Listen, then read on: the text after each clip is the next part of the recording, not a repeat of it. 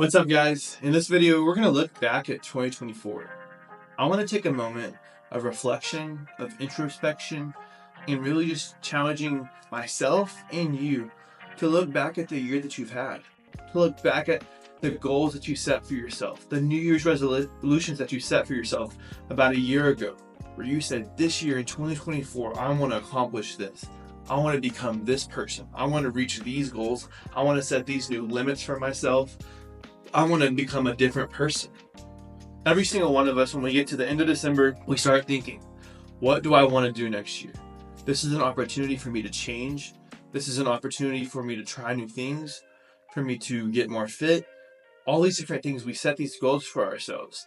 And before we do that for 2025, I want us to look back at what we said about ourselves in 2024, to look back at our finance goals, to look back at our fitness goals, to look back at our faith goals, and really look back at them and see, man, did we meet these? Did we not? Why not? And look at that before we look at what we're going to do in the next year in 2025. And so I'll post a video about what we're going to do in 2025 and like my personal New Year's resolutions. But until then, I want us to look back at 2024. And so let's get right into it. So in 2024, for me, like I said, I kind of look at my goals into three different categories. My faith goals or my faith resolutions, my fitness goals or fitness resolutions, and my finance goals or finance resolutions. And first off, let's look at my faith resolutions, my faith goals. One of my goals for my faith was to read my Bible more, and I think I really did. I think I've reached a point where I've read probably all of the Bible multiple times, and so that's really exciting. Definitely, I could have improved on it. I think I would go in spurts where I'd read a lot, or then some spurts where I wouldn't read as much. And with me being in ministry and also in seminary, it's hard for me to make myself do personal reading in my Bible for my spiritual journey. And so that's been a struggle for me that I want to improve on. Another kind of faith goal that I set was I wanted to read books. I set a goal of reading 25 nonfiction, personal growth, ministry, faith books in the year of 2024. And so far, I've read 39 different books. I feel like they grew me, they shaped me, and they challenged me. And so I'm excited to continue reading in 2025. Another aspect of 2024 that I think I changed in my faith was I really wanted to grow in humility. I really wanted to grow in who I was in Christ and be a little bit more humble of a person, to have less pride in my life. And so I read a lot of books on that.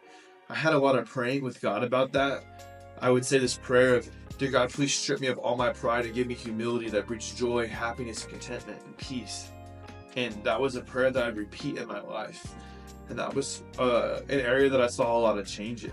And so overall, I'm happy of where I went with my faith in 2024. In 2024, looking back at my fitness goals, I failed. My fitness goals in 2024, man, I failed. There's some things I did good, but most of the things I didn't do great on. That's an area for me that I really struggle in, and in 2025 I really want to focus on and change, because I've really been convicted. And in this channel I say a lot of times that every area of our life should reflect who we are in Christ, even our finances, but also our fitness, also our bodies. Our bodies are a temple for Him. And so oftentimes as Christians we like to say, God, I'm going to give you my entire life except this aspect. God, I'm going to give you my entire life except the chocolates. I'm going to give you my entire life except the things that I love to eat. I'm going to give you my entire life except my finances. I'm going to give you my entire life except what I do on the weekends, right? We like to separate things from our life in Christ, and that's not how we're supposed to be. We should live our lives holistically for Him.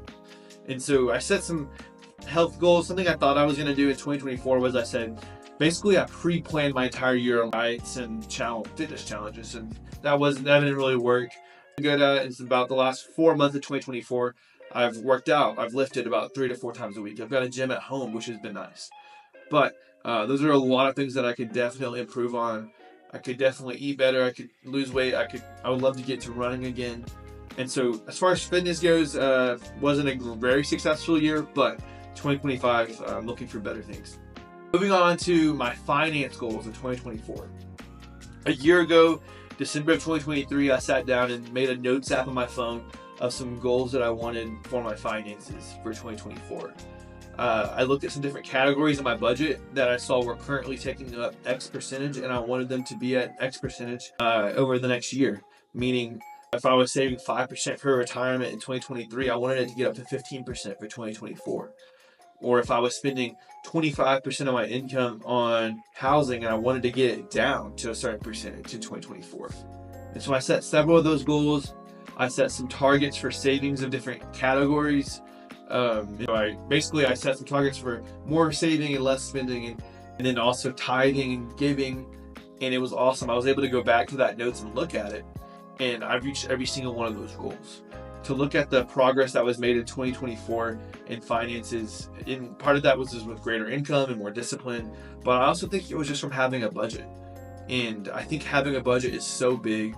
I've got several videos on what it means to make a budget, and the description's a free tool on how to create a budget. And so having a budget means a big difference in your life. Those that have less income definitely need a budget, because you can be wiser with the income that you have. You can give every dollar a spot rather than it just not being planned. And so I really encourage you in 2025, if you don't have a budget, create a budget. There's so much power in that. And so overall for me, I was pretty pleased with the goals that I completed in 2024, the goals that I set and the goals that I attempted at reaching. And like I said, fitness is an area that I would like to do better in, but as far as faith and my finance goes, a lot of success happened this year, and there's a lot of room to grow. And so for you, what does that look like for you? Before you make your plans for 2025, sit down. If you have to scroll through a notes app, find a journal, wherever you wrote down your goals or your New Year's resolutions for 2024, look at them. Did you complete them? Did you quit by February? Like, why? So figure out, were you successful? Were you not successful?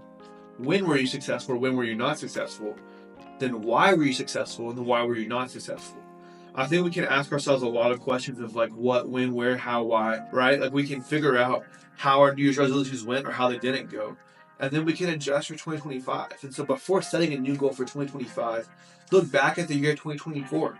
What did God teach you in 2024? How did He change you in 2024? What prayers were answered in 2024? What people did He bring into your life in 2024? How were you blessed in 2024? How were you able to bless others in 2024? How were you able to grow into becoming more like Him in 2024? Start to ask yourself these questions and just to see how God has shaped you and changed you into the man or woman that He wants you to be going into 2025. And then whenever you've looked back, you've reflected at your life, you've had some introspection, then we can look forward into 2025. And I'll post a new video on what I'm going to do in 2025 and maybe some suggestions for you. But before you get there, look back at the life that you've had. Like always, make sure you subscribe so you don't miss any videos like this about faith and finance and occasionally some fitness. And really just remember that who we are in Christ includes every area of our life. Our faith, our finance, our fitness, everything. We are holistically growing into who He wants us to become in Him. And so make sure you like this video and stay tuned for other videos. I'll see y'all next time.